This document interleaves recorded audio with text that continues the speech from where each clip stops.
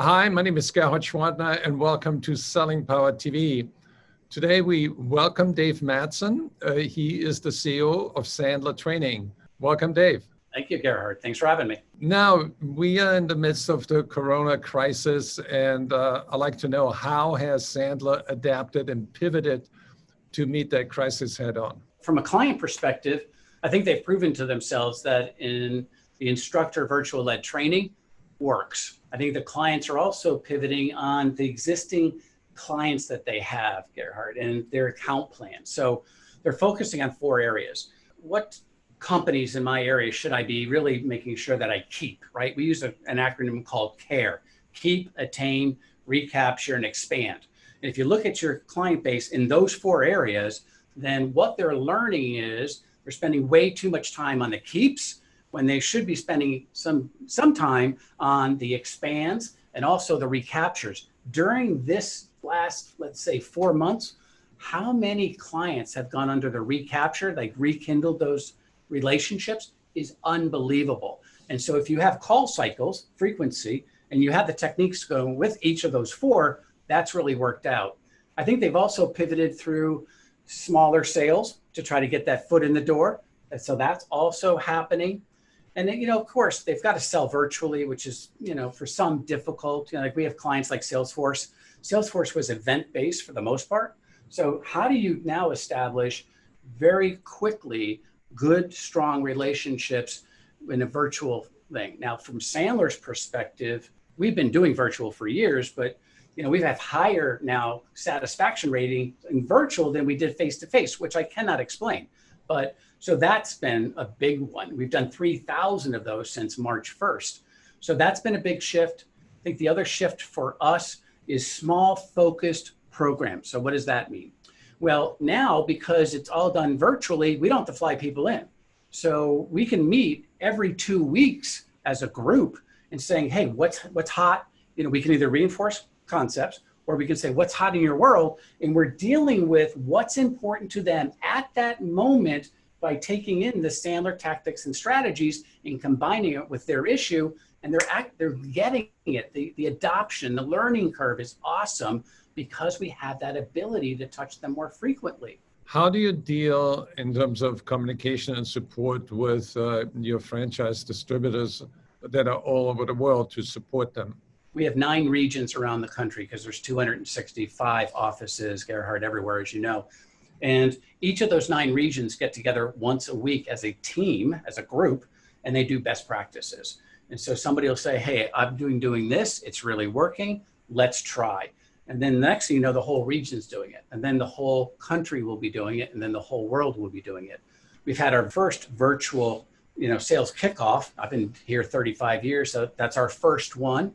So a lot of that, and we've created battle cards. Here are the new objections that you're hearing. Here's how you respond. Here's the new way of doing this. Here's technology. We've given them technology. So those things that we're doing is helping them become successful. But how do we help them make their clients more successful?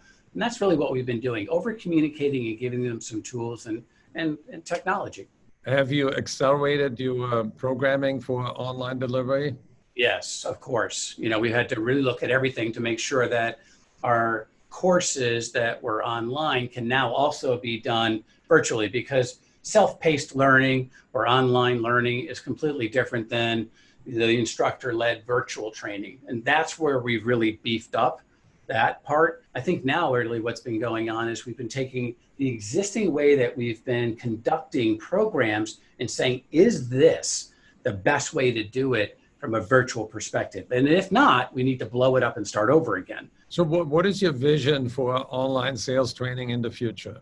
Well, obviously, I think there's going to be more virtual, right? I mean, I think that's a given for sure. I think also learning pods. What we're seeing now is that we're putting together people in learning pods, which are smaller groups within that company. And that self-accountability has actually been tremendous. So that'll continue. I believe that there's going to be more pre-work culturally. A lot of companies didn't want to do pre-work in the past. But now I think what's going to happen is when we're together face-to-face, we should be starting on page 6 or 7.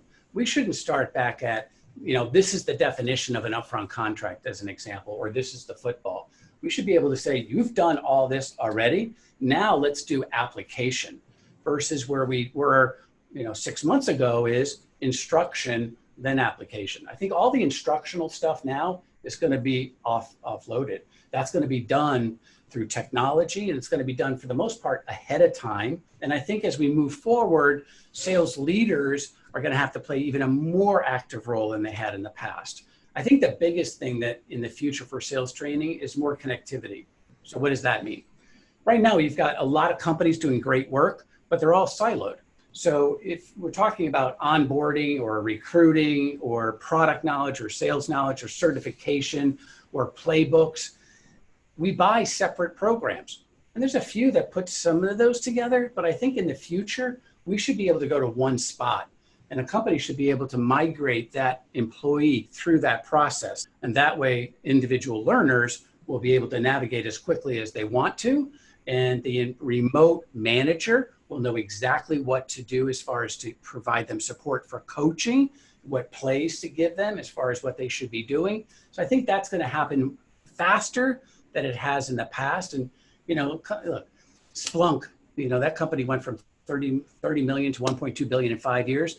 And of course, they had a great product. No one could understand it. No one explained it. But what it was is in the back, they had 140 some odd people doing exactly what I just said, is connecting all of the things that they bought separately. So it was seamless for the leaders and then seamless for the salespeople. I've just gravitated towards that concept and really started that process as well. I think that's just what's going to end up happening in the future. Well, thank you, Dave. We are going to continue our conversation in the next segment where we talk about leadership. For anybody who wants to learn more, go to sandler.com. Thank you, Dave.